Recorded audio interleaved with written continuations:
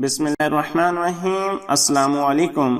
HI Urdu T V کی جانب سے آج آپ دوستوں کے ساتھ امام غزالی رحمۃ اللہ علیہ کے مطابق نکاح کے 5 فائدے بیان کروں گا۔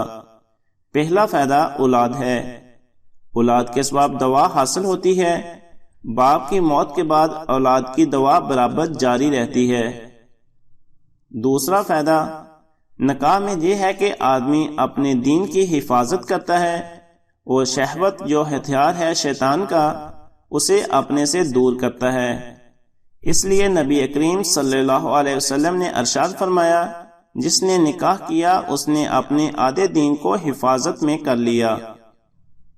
تیسرا فائدہ یہ ہے کہ نکاح کی بدولت عورتوں سے ممانست ہوتی ہے اور ان کے پاس بیٹھنے سے، ان کے ساتھ مزاح کرنے سے دل کو راحت ہوتی ہے، اور اس آسائش کے ذریعے سے شوق عبادت تازہ ہوتا ہے، کیونکہ ہمیشہ عبادت میں رہنا اداسی لاتا ہے۔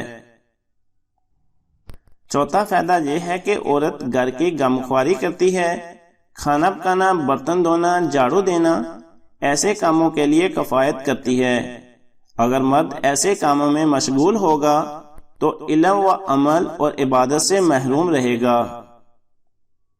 پانچواں فائدہ عورتوں کے اخلاق پر صبر کرنا اور ان کی ضروریات مہیا کرنا اور ان کو راہ شر پر قائم رکھنا، اور یہ کوشش بہترین عبادت ہے۔